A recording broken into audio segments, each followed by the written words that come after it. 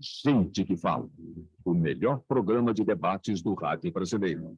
Gente que Fala tem texto e direção geral do jornalista Fausto Camunho. Gente que Fala reúne de segunda a sexta-feira formadores de opinião para discutir as principais notícias do dia.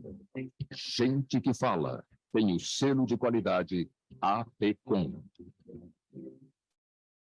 Olá, olá, boa tarde. O programa Gente que Fala está começando ao vivo pela Rádio 365, a sua rádio de todos os dias. Transmissão também pela UTV, a TV da internet e pelas redes sociais, Instagram, Facebook, o nosso canal no YouTube, tudo junto, tudo à sua disposição para você acompanhar nossa jornada de hoje. Até 13h a gente quer você aí curtindo, comentando, compartilhando a nossa transmissão. Envie perguntas também pelo WhatsApp para os nossos convidados de hoje. 973350038 é o número. De novo, 973350038.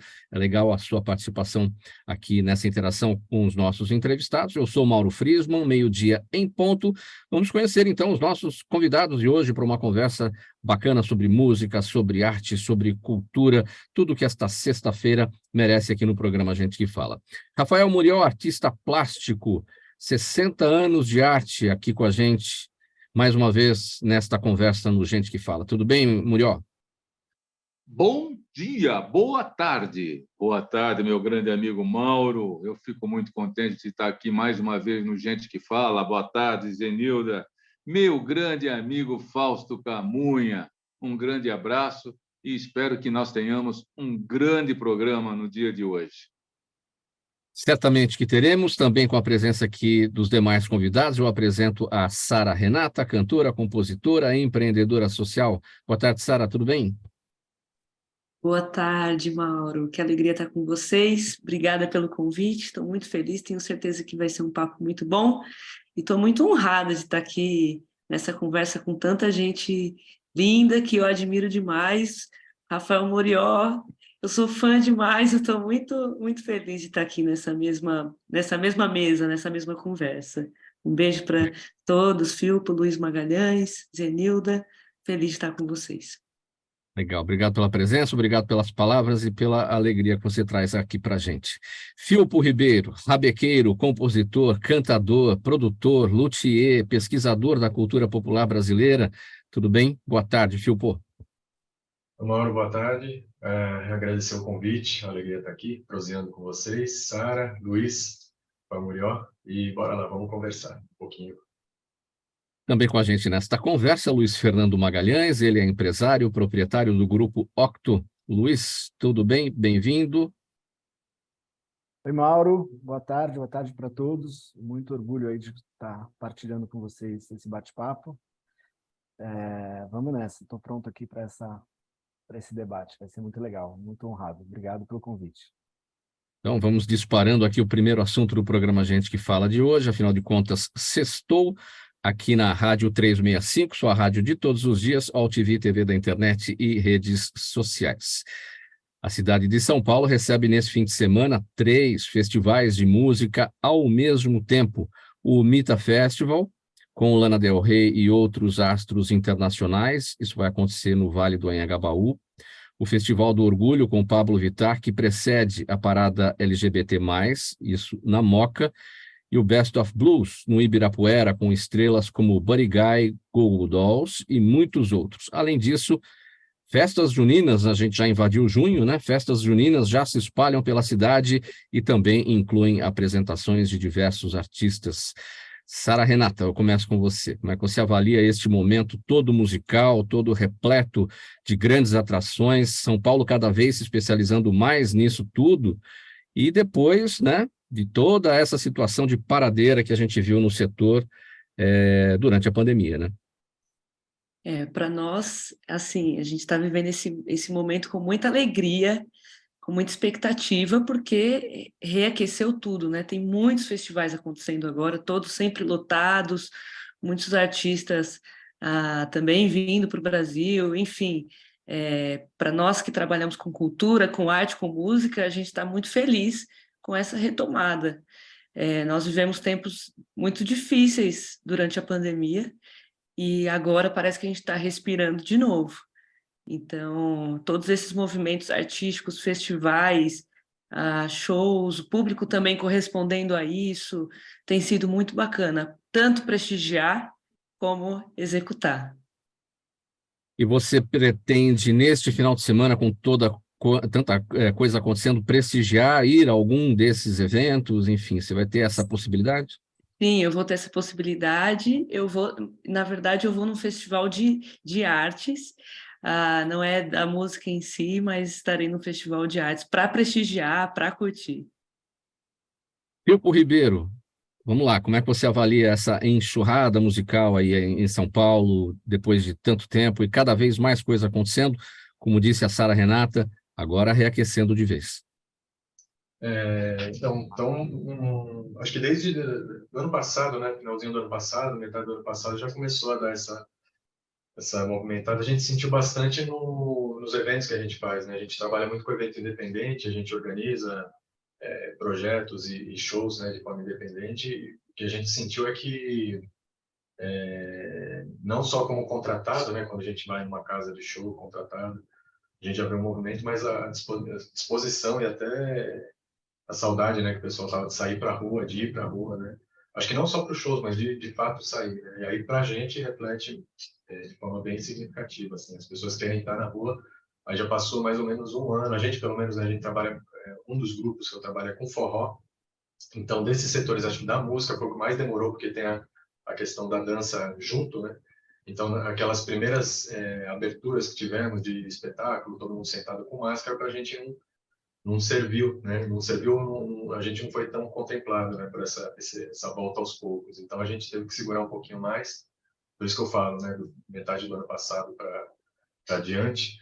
Mas é isso. Quando voltou um pouquinho mais tranquilo e agora, acho que é o primeiro São João depois da pandemia um pouco mais tranquilo. Ano passado ainda estava com a questão do Covid rolando ainda, né?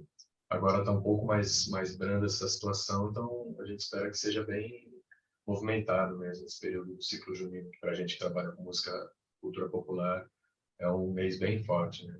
Mas está voltando com tudo, assim. Você citou São João, Filpo. Você, de qualquer maneira, nesse final de semana, vai conseguir prestigiar algum desses eventos, esses shows? Tem alguma coisa, por exemplo, a Renata disse que vai para evento de artes. Ou você vai de São João, vai de Arraiá? Eu iria, mas aí que a gente já começa a trabalhar. Esse fim de semana eu já vou trabalhar e aí eu fico sempre nesse período eu consigo aproveitar pouco as festas, né? Inclusive festa junina que a gente gosta muito, né? Aqui em São Paulo é bem tradicional, né? As quermesses de rua e tal, tem bastante ainda, mas a gente está trabalhando normalmente, né? Trabalhando os fins de semana, eu não vou conseguir prestigiar. Rafael Murió, e esse evento aí, esses eventos do final de semana que está chegando, amanhã, domingo, enfim, enxurrada musical aqui em São Paulo, como é que você pretende acompanhar tudo? Olha, você sabe que a arte é uma forma de união entre as pessoas de diferentes origens e culturas, né? Sem Então, dúvida. o festival vem num momento onde realmente a cultura vem crescendo vertiginosamente, né? E a coisa mais gostosa é realmente participar desses festivais. Como disse a Sara, provavelmente eu vou estar participando de festival de arte, né? Agora, vou abrir um parênteses. Eu recebi uma mensagem aí hoje, diz que a Sara tem uma voz maravilhosa, né? Bom, fecha parênteses. E eu devo participar, sim. Eu acho que a gente tem que participar porque nós passamos momentos muito difíceis, muito presos em casa, e máscara, e sem tocar nas pessoas. E os festivais dão essa possibilidade de abertura da alma na arte, né? E eu, como no meu passado, eu tive um passado musical também, participei muito de festivais musicais, né? Porque eu também compunha, ou compunha, porque nessa altura do campeonato eu já sou um senhor de idade, já não consigo participar de tudo quanto é festival, né? Mas é muito importante, a música é muito importante, a arte plástica é muito importante, a dança é muito importante, e eu fiquei abismado de conhecer aqui o Filpo, né? Tão jovem e mexendo tanto com a área musical, eu acho isso muito legal. É. Uma outra questão para a gente refletir, Murió, por exemplo, o Mita Festival, que vai acontecer no Anhangabaú, bem no coração de São Paulo, ali, região central. A gente tem falado tanto aqui sobre como está o centro da cidade, né, sofrido com os problemas sociais que a gente encontra por lá, e recebendo um evento deste tamanho, com tantos artistas importantes. A cidade precisa disso, as pessoas precisam disso, essa sensação de pertencimento, de ocupação dos espaços, né? E, claro, sempre de olho na solução dos problemas sociais que tanto nos afligem. O que você acha? Olha, Mauro, eu acho problemático, né? Porque desde que eu me conheço por gente, se fala em reformular o centro de São Paulo, né? Alguns tentam algumas coisas, mas quase que impossível na área social, né? Quando você junta tantas pessoas num espaço como o Anhangabaú, né? É complicado, né? A infraestrutura, e isso o Luiz Fernando pode falar muito, porque é a área de eventos, né? É bastante grande e a possibilidade de acontecer alguma coisa é bastante grande. Mas o povo merece música, merece dançar, merece cantar, merece esquecer um pouco dos seus momentos, né? Dos seus momentos de casa, de política. Eu acho importantíssimo. Esse espaço do Anhangabaú é muito importante para a área cultural, né? E eu espero que os nossos políticos cada vez mais tentem e consigam melhorar toda a situação do centro de São Paulo. Luiz Fernando Magalhães, seu olhar sobre esse nosso tema, tantos eventos acontecendo na cidade de São Paulo e muito bom para todos nós, a ocupação dos espaços, sua reflexão. Seu áudio está fechado, Luiz, pode abrir, agora sim. Para mim, essa foi uma questão super... Eu nasci, faz 25 anos que eu tenho espaços onde a gente realiza eventos, então, para mim, essa retomada está sendo incrível. Foi um assunto muito delicado no começo, né? Porque naquela reabertura, quando as pessoas começaram a retomar os eventos, muita gente condenava, existia era uma questão muito delicada, né? Então, eu em uma das minhas casas, que ela tem uma janela de vidro aqui na Vila Madalena, para a rua, eu tive que botar um insufilme para que as pessoas de fora não vissem como se fosse um crime você voltar a fazer eventos, entendeu? Então, eu tive que botar um insufilme para que as pessoas não vissem que estava acontecendo um evento. E já era uma coisa liberada, mas muita gente ainda achava que você estaria cometendo um crime organizando uma festa, entende? Então, eu acho incrível essa retomada, eu acho que a população precisa sair, precisa ir para a rua, precisa prestigiar esses eventos. Tá todo mundo, a gente ficou muito tempo, não sei, alguém, acho que foi o Rafael, falou dessa questão de ficar de máscara, ficar em casa, isso sufocou muita gente, né? Para mim, que vivo disso, né? Que a minha empresa vive de confraternizações, de aglomerações, foi muito complicado. Então, estou bastante contente aí com essa retomada. Estou sentindo na pele o movimento crescendo, as coisas voltando a acontecer. Eu, antes da pandemia, tinha 3 casas onde eu realizava festas, eventos. Tive que 2 delas a pandemia levou por conta de valor de locação, de custo, né, para você manter um espaço que ele ficou parado, e agora já consegui ter uma nova casa. Então, no final do ano passado já inaugurei uma segunda casa e hoje estive visitando um espaço para um terceiro ponto. Então, acho que as coisas vão acontecer mesmo. Estou muito feliz. Você é o exemplo aqui de que os negócios de fato estão sendo retomados, né? Já que você está conseguindo reconquistar aquilo que foi perdido por conta da pandemia. Bom, gente, 12h13, programa Gente que Fala por aqui, Rádio 365, sua rádio de todos os dias, transmissão também ao vivo pela AltV, a TV da internet, pelas nossas redes sociais, Instagram, Facebook e ainda o nosso canal no YouTube. Vamos falar agora sobre o paulista Inicei Filpo Ribeiro, está aqui com a gente. Podia ter sido roqueiro, podia ter sido rapper, como um paulistano da gema que ele é. Só que, contrariando as expectativas, ele e o seu grupo A Feira trazem a sonoridade dos cantos mais profundos do Brasil, como forró e coco, mixados à cultura caipira e caiçara, ligados ao fandango, lundu e folia de reis. O Grupo A Feira segue temporada de lançamento do segundo álbum, chamado Morada do Vento, e recentemente representou o Brasil no festival Galícia Fiddle, na Espanha. Filpo, então vamos falar então a respeito do seu trabalho. Quero começar pelo ponto aqui final dessa nota. Como é que foi a participação de vocês no festival Galícia Fiddle, na Espanha? Então, é um festival que acontece anualmente, inclusive agora acho que no final desse mês, né? Volta a acontecer, e cada ano eles têm uma temática, normalmente de um país específico, né? O fiddle que eles se referem seria um violino popular, né? Que para a gente aqui, mais próximo, a tradução mais próxima seria a rabeca, né? Que é um dos instrumentos que eu toco. E aí, ano passado, na verdade, foi antes da pandemia, no ano da pandemia, né? 2020, a temática era o Brasil, e aí estava tudo acertado, passagem comprada, e por conta da pandemia teve que adiar. E aí, agora, na volta, né, a gente conseguiu retomar e refazer essa edição, né, onde a temática era Brasil, e aí trazendo a rabeca, né, como um instrumento chave, né, desse encontro, né. Mas foi bem interessante. Aí foi comigo, né, do Grupo A Feira, foi comigo o Alisson Lino, que é percussionista e também bailarino, dançarino.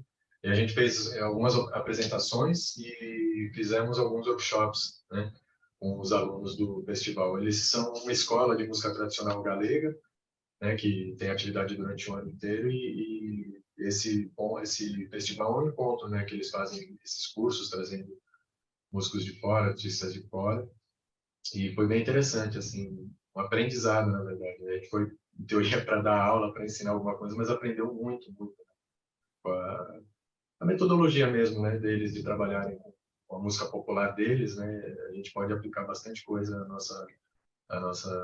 ao ensino da música tradicional, né, esses todos que você comentou, né, que influenciam no nosso trabalho, mas foi bem interessante, foi bem legal mesmo. A rabeca não é um instrumento muito conhecido do público, né? A gente não ouve falar muito da rabeca. Muitos músicos tocam rabeca no Brasil, é um instrumento, por exemplo, fora do Brasil é mais popular do que aqui? Então, aqui no Brasil, ó, eu vou aproveitar e mostrar aqui. Essa aqui é uma rabeca de 5 cordas. É um instrumento que já foi bem popular, né? Na época da chegada dos portugueses, que vieram trazendo, né, esse instrumento. Assim como as violas, né? Caipira, que a gente chama, de modo geral, ele era bem popular no Brasil inteiro. E aí, aos poucos, com a urbanização, êxodo rural, foi ficando em esquecimento, chegada de outros instrumentos também. Aqui em São Paulo era muito tradicional, né? Sempre foi.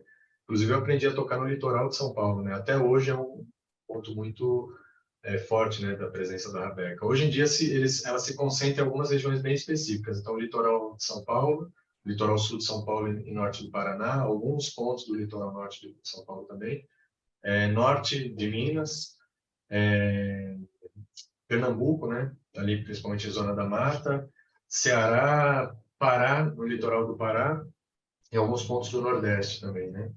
Mas já foi popular no Brasil inteiro, né? E essa rabeca especificamente, que tem algumas variações no mundo, né? De instrumentos de corda friccionada que a gente pode considerar parentes ali da rabeca. Essa daqui, que veio para o Brasil, tem uma origem mais ligada à Península Ibérica e aos instrumentos persas, norte-africanos, né, árabes. Então, é dessa origem. Então, tem uma ligação muito forte com o Oriente Médio, com o Oriente, né? E a rabeca tem a sonoridade do violino. Não, ela é bem diferente, né? Porque ela não existe cordas para rabeca, né? Então, a gente adapta cordas de outros instrumentos para rabeca. Então, são cordas de aço diferentes das do violino, do violoncelo, da viola de concerto. Normalmente, cordas de violão, a gente usa violão de aço, cavaquinho, bandolim, viola caipira, guitarra. E ela tem um som, não só por esse motivo, né, da questão das cordas, tem a ver com a construção também, ela tem um som um pouco mais áspero, né, mais arranhado, né.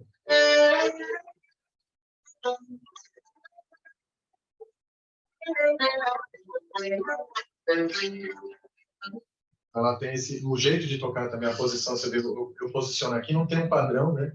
Cada rabequeiro toca de um jeito, tem uns que tocam aqui, outros até tocam aqui, encostado, né? Aqui nessa parte, mas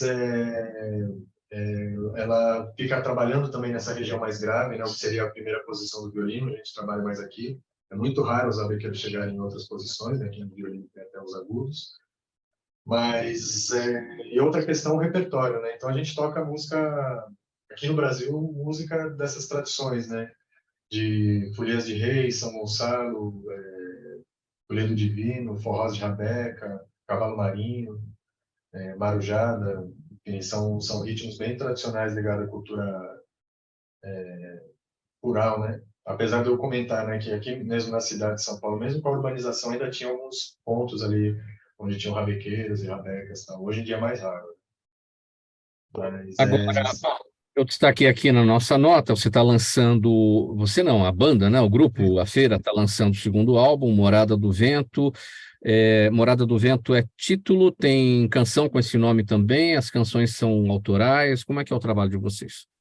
Então, é um disco de 11 faixas, né? Todas são autorais, né? São composições minhas com parceiras. E o nome vem de uma música, uma das músicas que é a primeira que foi composta, né, para esse CD. A música chama Casa Amarela, no momento ali, uma frase ali no meio tem esse tema aí, Morada do Vento, né? Então foi pego da letra dessa música. Mas a gente tem rodado, né, com esse show de mesmo nome, Morada do Vento. Qual é a sequência aí da temporada de shows? A gente finalizou agora pelo projeto Morada do Vento, né, o nome do projeto do PROAC, né, que a gente realizou através do PROAC. A gente finalizou faz 2 semanas, né, o último show, né, foi lá na região de Canané, no litoral. E agora a gente começa a sequência de shows aqui do Ciclo Junino. Aí a gente tem, toda semana a gente tem um projeto já há 8 anos, né, na Vila Madalena, que chama Rabecada e Rubacão, que é um forró de mesa, né, que a gente faz no restaurante Canto Madalena. E tocando repertório autoral, muitas releituras e tal, é bem à vontade ali. Começou como um ensaio aberto, então a gente vai puxando sempre as músicas, né, autorais, músicas dos discos que a gente tem, e lembrando coisas na hora ali, fazendo músicas na hora e relembrando.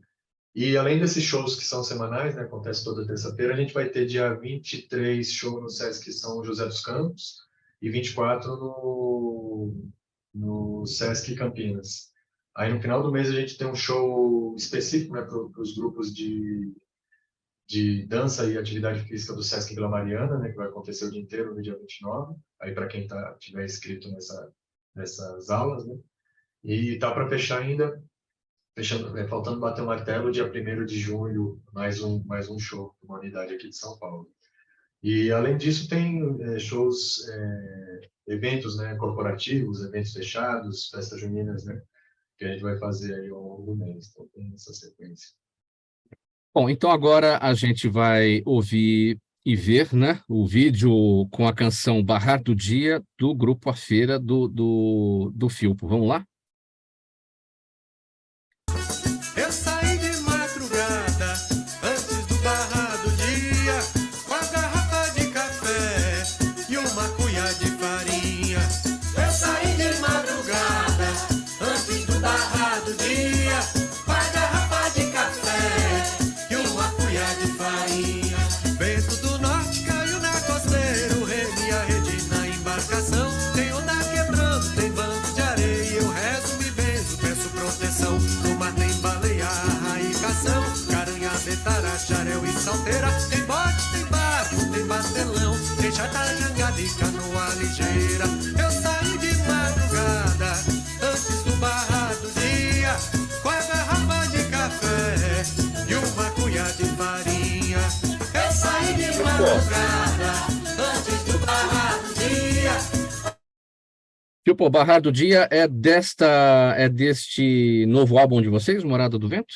Essa música é do primeiro disco, Contos de Beira d'Água, de 2017, que a gente gravou e lançou em 2017.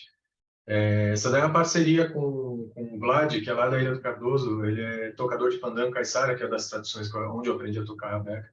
Ele mandou essa letra e a gente fez essa parceria juntos.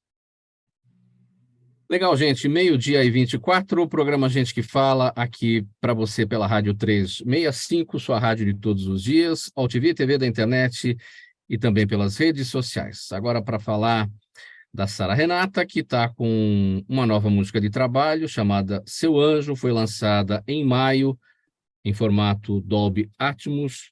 Dolby Atmos, gente, é aquele formato, que estimula a percepção espacial do ouvinte, né? E a canção já pode ser encontrada em todas as plataformas digitais.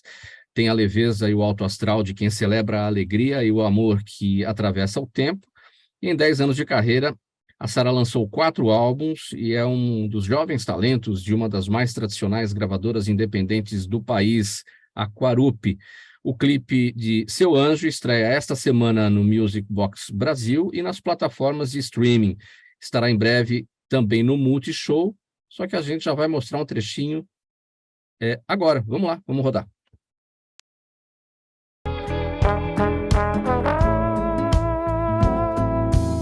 Minha morena, nem vi o tempo passar. Já temos mais tempo juntos que, sei lá, sem você. Não sei ficar, minha menina, eu vi nossa vida mudar. E quem diria rodar o mundo, curtir e viajar. É que eu amo ser seu anjo, cuidar de ti, cuidar dos nossos filhos, ter você aqui. É que eu amo ser seu anjo, cuidar de ti, cuidar dos nossos filhos, ter você aqui.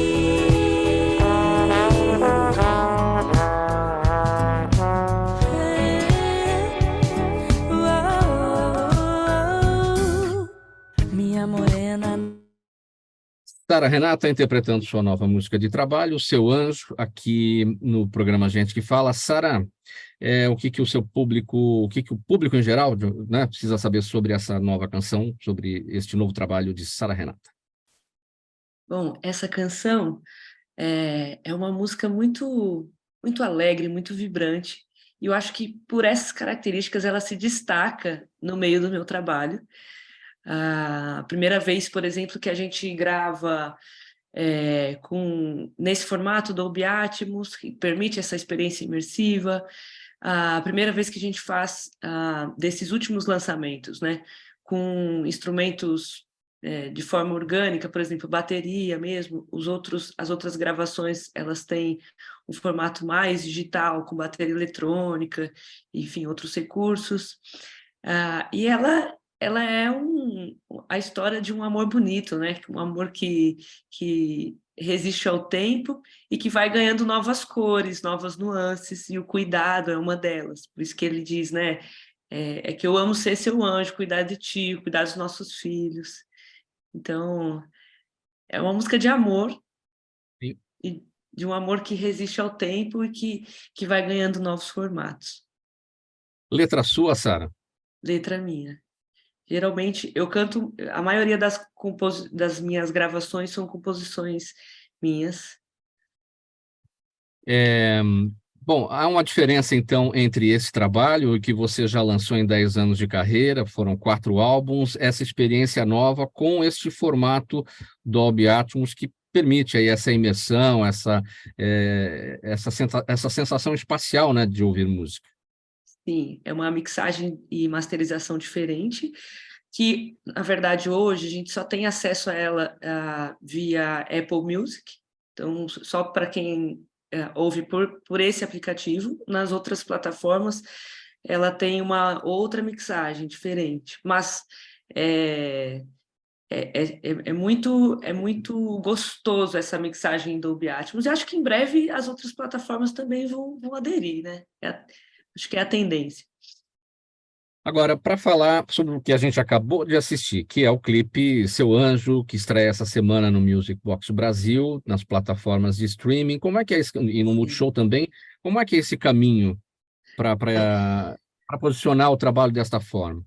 A gente lançou ontem no meu canal do YouTube, que é Sara Renata, então a gente lançou ontem, e na Music Box também, e Multishow chega em breve. Então a gente está muito feliz por conseguir já lançar a música e em seguida o clipe, para quem é artista, eu acho que o Filpo, que acabou de mostrar um vídeo também, deve entender isso que eu estou falando bem, que é essa... A gente sempre fica correndo atrás do tempo, de fazer o lançamento da música, e já tem que ter um material de vídeo. Então, a gente está muito realizado por conseguir fazer esses lançamentos de forma tão casada, e também com a resposta do público em relação a isso, né? Tanto nas plataformas de streaming de áudio, e agora o vídeo a gente vai começar a trabalhar em cima disso, né? Porque foi lançado ontem, então aqui está em primeiríssima mão.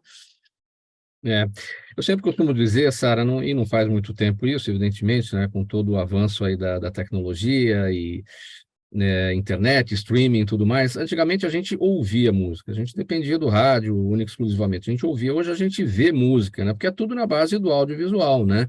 Então não tem como fazer as coisas separadas. Você pensar na sua música e não pensar no vídeo ao mesmo tempo, né? Exato, exato.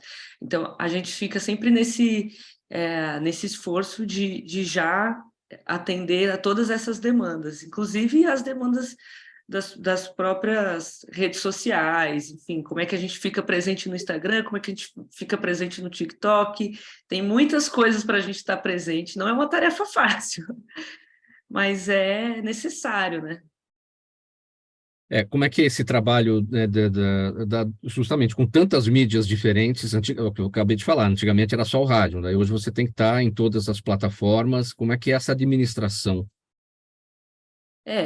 Eu acho que exige um esforço de todo mundo, do artista. Eu tenho hoje um apoio muito legal da Quarup, que é a minha gravadora, que consegue me ajudar a organizar isso e administrar isso. Então, a gente faz um planejamento de lançamento, mesmo assim, planilhas, e a gente faz uma agenda do que é que a gente vai fazer, quando a gente vai fazer, em qual plataforma fazer.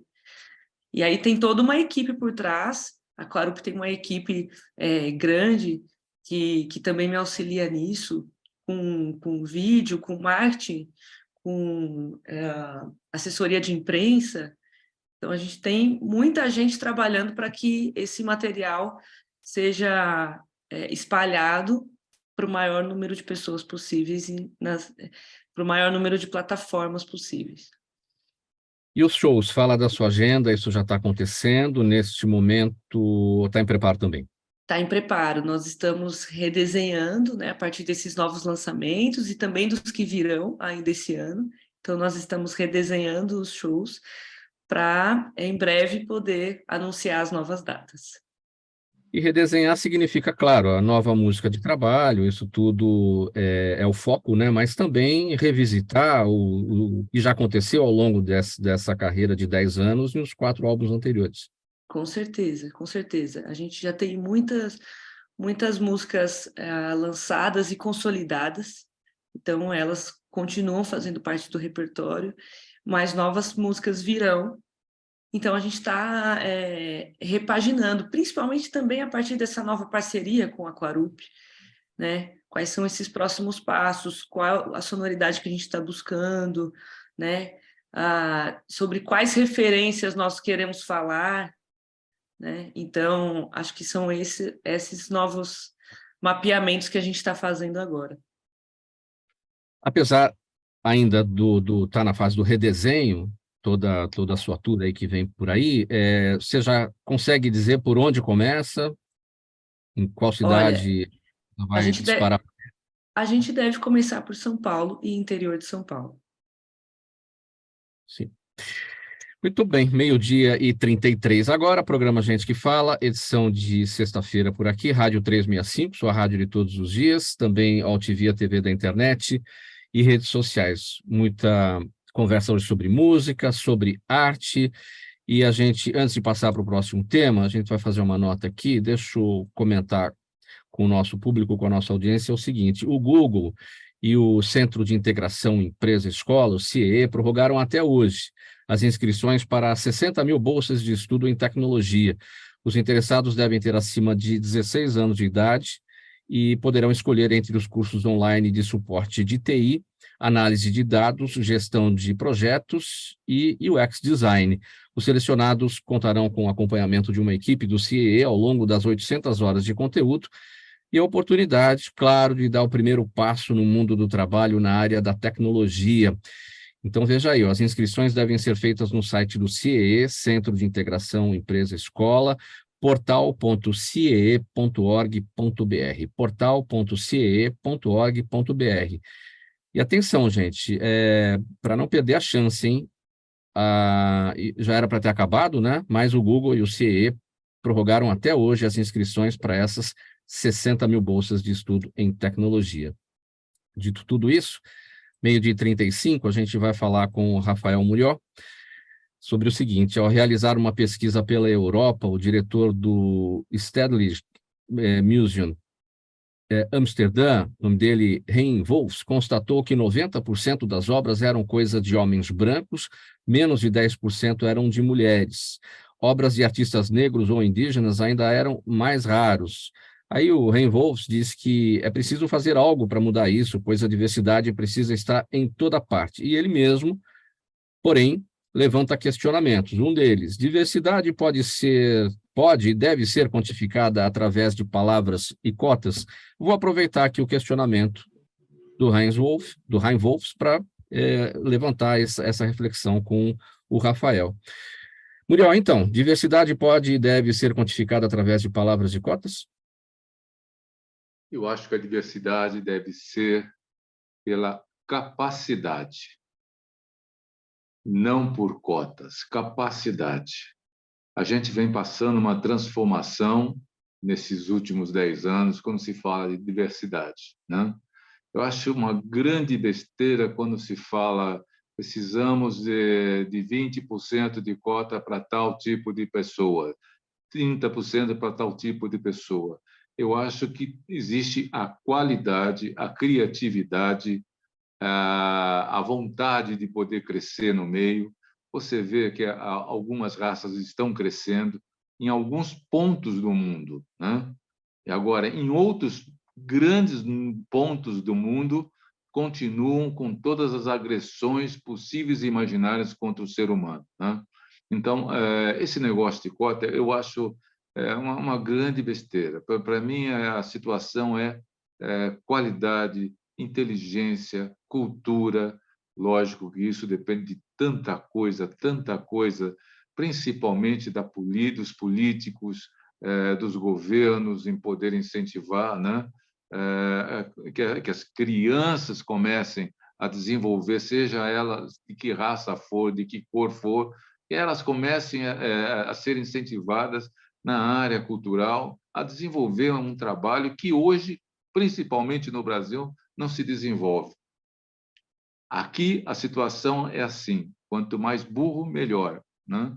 Está na hora do governo poder virar essa mesa, né? Cultura é cultura desde 1 ano de idade, desde a hora que a criança nasce e escuta música, que desenha, que faz seus primeiros traços, né? Não precisa ter cota, é desenvolver desde o 1º ano de idade. Ainda, Murió, um outro questionamento do Hein Wolfs, que é o diretor do Stedelijk Museum de Amsterdã: a origem e gênero dos artistas devem influenciar a avaliação das obras? A origem E o gênero dos artistas devem influenciar a avaliação das obras? Não, acaba influenciando algum tipo de mercado, algum tipo de situação. Você vê que o Filpo, ele tem um segmento de trabalho com o trabalho dele, né? A sua obra é um segmento. E os artistas, todos eles, seja em qual for o tipo de arte que desenvolve, tem um segmento de trabalho, né? Na área musical, ela é muito ampla, né? Então, por cultura, por país e por situações parecidas. Então, acaba influenciando, lógico que a história de cada país acaba influenciando toda a cultura do novo artista, né? Mas eu acho que quanto mais se desenvolver essa turma, mais ele vai poder ampliar o seu trabalho, não só no seu local de vida, mas pelo resto do mundo todo. e aí você vai criar outras ramificações de outros artistas, pensando, desenvolvendo, fazendo releituras de todo tipo de trabalho. Quero ouvir a Renata a respeito desse tema também, para a gente ter aqui uma avaliação feminina, porque, Renata, o Ryan Wolfs, ele, na realização dessa pesquisa, ele constata que 90% das obras eram coisa de homens brancos, nas palavras dele, né, e menos de 10% eram de mulheres. A gente está falando de obras de arte, isso é pela Europa. É diferente o mercado da música. A mulher está muito mais presente, ela tem muito mais espaço, ela é muito mais, não sei se mais interessada nesse tipo de mercado. Como é que você avalia? Olha, eu acho que existe uma disparidade de acessos, tanto para as mulheres, quanto referente à cor mesmo. Existe uma disparidade de acesso às pessoas pretas. Quantos artistas pretos nós temos acesso? Né? Se a gente pegar os artistas, por exemplo, enfim, da década de 80, que fizeram sucesso, né, na década de 80, de 70, quantos artistas pretos nós temos? Nós temos mulheres vindas de elite, né? Poucas mulheres vindas de origens pobres e poucos pretos. Então, eu acho que existe, sim, uma reparação histórica que precisa ser feita. É complicado a gente falar sobre mérito, porque existe uma disparidade nos acessos. Por exemplo, eu tenho a Casita, né, sou empreendedora social, tenho uma casa de arte, criatividade e educação para crianças de 6 a 13 anos, e a nossa ideia com a Casita é gerar, pelo menos, um equilíbrio nos acessos. Então, a gente está localizado na Vila Madalena, a gente tem crianças pagantes e a gente tem alunos que são bolsistas integralmente. A nossa ideia é gerar essa integração entre essas crianças. E aí, por mais que a gente faça esse esforço de gerar um equilíbrio, existe uma disparidade logo na largada. As crianças não têm o mesmo acesso, gente, não existe não tem nem como comparar o acesso que as crianças vindas do ensino privado têm a idioma, a experiências, a alimentação. Não tem nem como comparar, então é complicado a gente falar em mérito. Tem uma reparação histórica que nós precisamos fazer, como artistas, como educadores, enfim. Seu entendimento, Filpo, sobre esse tema? Não, é isso, eu concordo com o que a Sara falou. A questão assim de você ter a competência ou ter até habilidades, né? E até o dom, né? Que a gente ouve isso muito em arte. O cara tem o dom, tal, nasceu. Tem a questão, não é só isso, é a questão do acesso à informação, acesso à educação, acesso à cultura, e a gente sabe por vários estudos que não é igualitário, né? E aí, se você for pegar e analisar com uma lupa e ver onde que está a desigualdade, aí cai nesse lugar, né? Pessoas pretas, as mulheres, né? Por exemplo, mesmo no meio da música que você comentou que tem aumentado e tal, é muito diferente. Você vai pegar na noite a quantidade de musicistas, né? Tem aumentado, mas não se tocava. Vários anos atrás socialmente era recriminado, né? Mulher que tocasse música, etc. E tal, né? Como um profissional, né? Tem vários casos, né? Sei lá, em outras áreas, por exemplo, de esportes, né? Você vai comparar o futebol feminino com o futebol masculino. Porque eu sou fã do futebol. Acho que na década de 50 era proibido mulher jogar bola, ter times profissionais de mulher. Então, assim, como é que você vai querer comparar essa questão que a Sara falou do mérito, né? Falar que o futebol feminino não tem retorno porque é mérito dos homens. Elas eram proibidas de jogar. Assim como isso aí por força de proibição mesmo, né? Fora a questão de, como a Sara falou, do acesso mesmo. É isso. Uma criança de periferia não tem. Isso a gente fez nesse projeto, né? Que a gente desenvolveu agora. Vários workshops, né? E todos em fábricas de cultura, em lugares mais periféricos, né? E é isso, você vê, não tem... O pessoal não tem acesso muitas vezes não conhecia um instrumento, eu dando aula de rabeca, vi os instrumentos e tal, muitas crianças querendo depois ter continuidade, né, nesse aprendizado de rabeca, mas não tem um instrumento, às vezes não tem acesso a um instrumento. Então, assim, eu me vendo nesse lugar que tive acesso por vários motivos, e um dos quais é ser um homem branco, nascido, né, numa classe social com mais acesso, consegui desenvolver meu trabalho. Qualquer outra pessoa em outra situação, né, sem os acessos que eu tive, talvez não tivesse chegado, né? E fora a questão também dessas camadas sociais que perpetuam isso, né?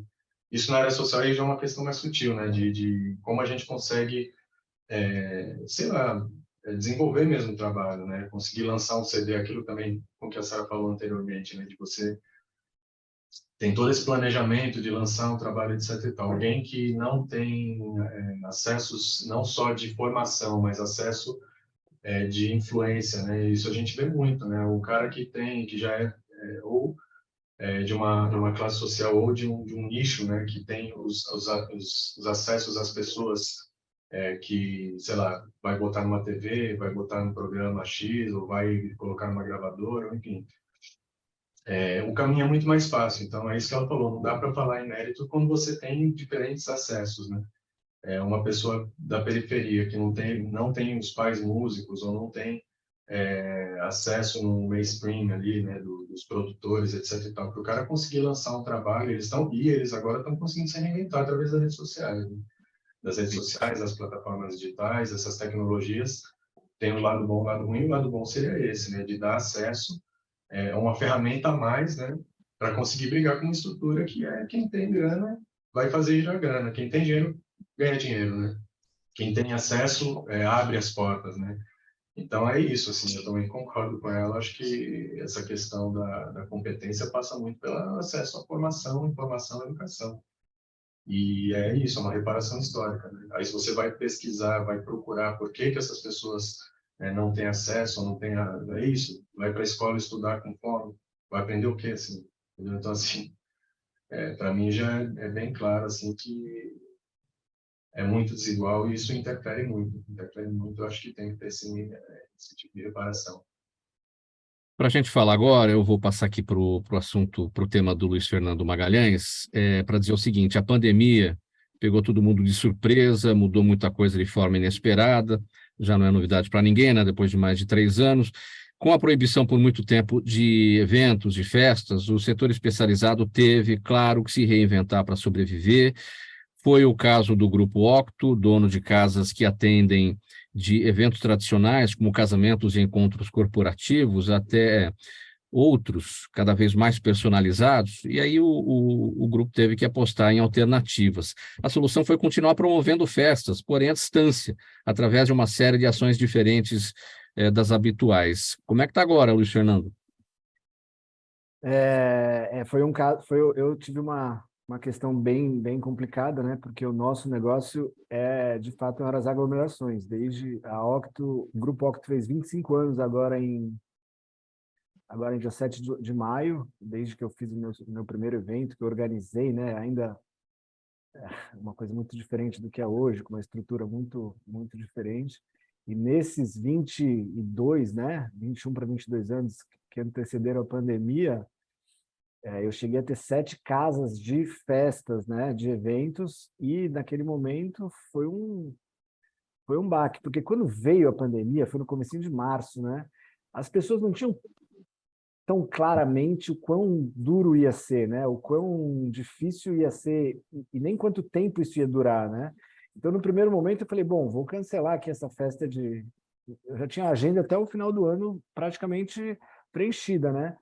Acho que eram 30 e poucas festas já pagas, e eu falei, vamos cancelar até maio, né? E aí as coisas foram aumentando, e eu falei, pô, acho que o final do ano a gente não imagina, né? Depois eu pensei, acho que o carnaval, imagina que o brasileiro vai deixar de viver um carnaval, isso não vai acontecer nunca, né? Não aqui, não... E as coisas foram se agravando, foram piorando. Então, isso começou em março, quando chegou em setembro, a história aconteceu da seguinte forma: eu tinha um estoque de bebida que eu já tinha comprado para os eventos que a gente já tinha no nosso radar. E o meu primeiro insight falou, eu preciso vender as minhas, sei lá, eu tinha 10 mil cervejas em estoque. Aí eu botei em WhatsApp, em grupo, e eu vendi 10 mil cervejas em 2 horas. Eu falei, ó, passa aqui, eu vendo a R$ 1, sei lá quanto era. Eu não ia ter o que fazer, né? E as pessoas iam de carro, de máscara, pegavam, e eu comecei a pensar, eu não vou ter muito como retomar os meus eventos, o que eu posso fazer? E aí a gente teve essa ideia de levar o aniversário para casa das pessoas, que foi uma ideia legal, mas não deu certo, porque ninguém queria fazer aniversário, porque ninguém ia comemorar nada, e as casas estavam fechadas. E essa ideia rapidamente virou, vamos levar esse happy hour para as empresas que não tem onde comemorar, né? Não tem mais aquele bar da sexta-feira, onde você sai do trabalho. Então eu mandava uma cerveja, um amendoinzinho, um brindezinho para casa de cada colaborador. E essa ideia viralizou, porque logo que eu lancei, um banco gigante aqui do Brasil pediu um orçamento, eu vendi e ele já começou as pessoas que recebiam, né? A gente tinha um tagzinho, pô, mas vocês fazem isso para... Sim, sim. E o que era uma ideia para passar o meu final de ano, naquele momento, eu explodi, eu vendi ali, eu tinha um plano de vender 1.000, 1.500, 1.000 kits, eu vendi 10 mil no primeiro momento. E aí quando virou o ano que eu comecei a enxergar isso como uma realidade, nesse primeiro ano eu fazia nos meus próprios espaços, na pista de dança, né? E nesse momento eu também reaproveitei. Então o meu DJ, o meu barman, ele virou logística, falava com as transportadoras. O meu DJ virou produção. Eu não queria mandar ninguém embora, eu tinha que aproveitar todo mundo. Então, nesse sentido, eu consegui dar a volta e a Octo lançou a OctoGo, delivery de eventos. Eu comecei a entregar oficialmente, eu tive um novo nome, e eu comecei a criar e nasceu uma nova empresa na pandemia. Você já está contratando? Aí a história foi que isso cresceu tanto que eu tive que alugar uma mini fábrica, contratei um monte de gente, fiz um investimento incrível em 2021, explodi, e 2022 foi ladeira abaixo, toda essa estrutura estou tendo que desfazer agora, porque o presencial voltou, então eu estou com mais uma casa de espaços reais, né, de espaços presenciais, e estou desmontando a estrutura gigante que eu fiz para essa demanda e estou atendendo sob demanda com um formato muito menos... onde eu tenho muito menos custos, né? Eu estou equilibrando as coisas e estou conseguindo agora, nesse momento, esse final de semana eu tenho acho que 3 ou 4 festas e vendi agora, sei lá, anteontem 200 kits, então eu tô conseguindo. Eu também sou sócio de uma empresa de motorhome nos Estados Unidos, de viagens de motorhome nos Estados Unidos, que também foi super impactada por conta de as fronteiras fecharam, né? E também agora as viagens estão voltando, então eu estou conseguindo equilibrar de verdade. Olha, Luiz, tem uma pergunta aqui da Juliana Rocha, faltando 8 minutos para 1 da tarde, ela está acompanhando a gente no Instagram. Os eventos estão se tornando cada vez mais segmentados e personalizados? Ela pergunta aqui, ela ainda acrescenta, qual foi o evento mais diferente que você já realizou? Sim, os eventos estão ficando mais segmentados, sim. Olha, foi a Juliana que perguntou? Juliana Rocha. Juliana, se a gente botar no papel, acho que eu tenho mais de 7 mil festas que a gente fez, porque eu loco os espaços, né? Eu fazia antes evento de levar a torcida para jogo de futebol, desde casamento em litoral, casamento na praia. Foram muitos eventos, não posso pontuar qual foi o mais especial, mais diferente, não. Já teve evento onde as pessoas querem deixar tudo escuro. Eu atendo o gosto do cliente, então quando você vem procurar uma festa, hoje eu estou tendo muita festa de adolescente, eu estou com um segmento muito, muito bacana, que são as festas teen, a gente chama, né? É daquela criança que não quer mais fazer festa em buffet infantil, ele já quer um bailinho, ainda os drinks, claro, não tem bebida alcoólica, mas ele já toma um drink, sabe? Um drink com soda e um colorido. Então, esse segmento tem sido muito procurado. É aquela criança que já tem 11, 12, até uns 14, 13 anos. É a antiga domingueira, né? O bailinho, como é que a gente chamava? Enfim, Hoje isso tem Tá feito lindo. bastante sucesso. Domingueira, né? Tinha gente que fazia no Clube Pinheiros, tinha uma famosa, enfim. Mas eu não posso pontuar um evento, foram muitos. Círculo Militar. Círculo Círculo Militar, Militar. eu acho que tinha isso também. Tinha ali na Pamplona, tinha uma casa que fazia nos domingos também, acho que era Up and Down. Pendão, na Pamplona, sim. Acho que era nos É. anos 80, isso, né? Anos 80, Pendão na Pamplona, tinha Broadway ali na Marquês de São Vicente, tinha várias em Moema, né? Então, mas tinha umas que eram mais teen, né? Que eram antes das baladas, que eram mais para criançada mesmo. Acho que a Up and Down era isso, era 14, 15 anos, não tinha bebida, era Mais matinê, era mais matinê, é isso aí, eu queria falar de matinê. A gente tem atendido bastante, assim, e tem preenchido domingos, né? Porque a meninada faz mais cedo, das 5 às 9 da noite, aí acaba com uma pizza, então é um produto legal, assim. E sim, Juliana, estão sendo sempre mais, eu acho que mais setorizadas, né? Não sei se foi esse o termo que ela usou. Nossa, eu falei da Broadway, falei o que eu falei agora? Falei da Broadway, falei da Pendão. Nossa, lembrei aqui da Zump, lembrei da Toco, lembrei de lugares Nossa. aqui. Vai passando um filme, né? Olha, porque, Murió, a Daniela Neves no YouTube, por que tantos brasileiros visitam museus como o Museu de Nova York, né, o Louvre, e, enfim, atravessam o mundo para isso, mas nunca entraram no MASP ou outros ótimos museus que temos aqui? Bom, você sabe que isso é uma grande guerra que eu faço quando eu falo de cultura, né? É a famosa história da educação, né? Educação. Medo, não saber chegar no guichê, comprar a entrada e subir. Aí chega, por exemplo, no MASP. O que eu vou fazer no MASP? Então, aí o ascensorista leva por último andar, tem um monte de quadro, não se conhece os artistas, apesar que atrás de cada quadro tem um histórico de cada artista, né?